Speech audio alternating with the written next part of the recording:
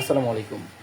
আমি খান তালাত মাহমুদ রাফি, বৈষম্য বিরোধী ছাত্র আন্দোলন কেন্দ্রীয় সহ সমন্বয়ক চট্টগ্রাম। আমি আপনাদের কাছে বৈষম্য বিরোধী ছাত্র আন্দোলনের একটি বার্তা স্পষ্টভাবে দিতে চাই এবং আপনারা যে যেখানে আছেন যেভাবে পারেন আমাদের এই বার্তাটি দেশবাসীর কাছে, প্রত্যেকটা মানুষের কাছে পৌঁছে দেবেন। এবং আমরা হুঁশিয়ারি করে বলতে চাই, আমাদের যারা যারা আন্দোলন করছে, দেশের কোনো মানুষের ওপর যদি আর একটা গুলি চালানো হয় তাহলে এর পরিণাম খুব ভয়াবহ হবে এবং এর ফলাফল আপনাদেরকে ভোগ করতে হবে।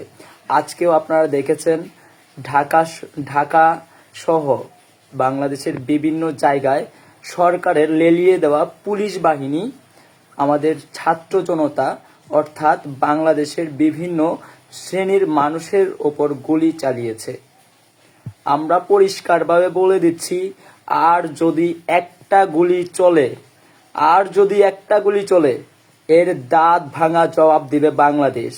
এবং বাংলাদেশের সাধারণ মানুষ 16 কোটি মানুষ যা চায় তাই হবে। আমাদের এখনো আন্দোলনটা 9 দফা দাবিতে আছে।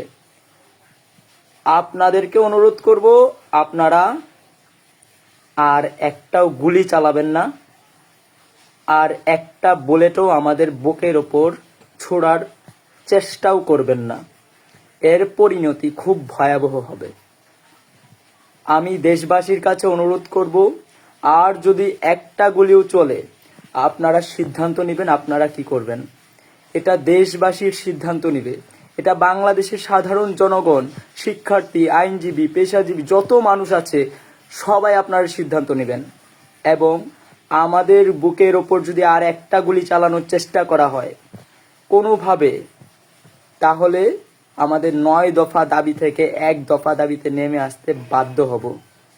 তাই আপনাদেরকে হুঁশিয়ারি করে বলতে চাই, বাংলাদেশে যদি কোনোভাবে ইন্টারনেট সংযোগ বিচ্ছিন্ন করে আবারও ডিজিটাল ক্র্যাকডাউন চালানোর চেষ্টা করা হয়, যদি আমাদের সাধারণ জনগণ, বাংলাদেশের মানুষের উপর আরেকটা ফুলের টোকা দেওয়ার চেষ্টা করা হয়, তাহলে এর পরিণতি খুব ভয়ঙ্কর রূপ ধারণ করবে খুব শীঘ্রই। তাই আপনাদের কাছে অনুরোধ করব, আপনারা আর একটা বুলেটও আমাদের দিকে ছুড়ে মারার চেষ্টা করবেন না। বাংলাদেশের সাধারণ জনগণ, প্রিয় দেশবাসী, আপনারা প্রত্যেকে নিজ নিজ জায়গা থেকে সতর্ক থাকবেন। আমরা বিশ্বাস করি আমাদের সাধারণ জনগণ, আমরা যারা আছি, আমরা এই যে সরকারের তালবাহানা বুঝি, আমরা বিভিন্নভাবে আমাদের মাঝে বিভ্রান্ত ছড়ানোর, ডিভাইড করার, এই বিচ্ছিন্ন করার, সম্প্রীতি বিনষ্ট করার চেষ্টা করা হবে। আপনারা সেই ব্যাপারে সতর্ক থাকবেন। আমরা জানি সরকারের এই তালবাহানা আপনারা সবাই বোঝেন, সবাই জানেন, সবাই দেখতে পাচ্ছেন। এখানে নতুন করে কোনো কিছু বলার নাই। যারা দেশের বাহিরে আছেন, বহির্বিশ্বের গণমাধ্যমগুলো আছেন এবং আমাদের প্রবাসী ভাইরা আছেন, আপনাদের কাছে অনুরোধ থাকবে আপনারা আপনাদের কর্মসূচি অব্যাহত রাখেন।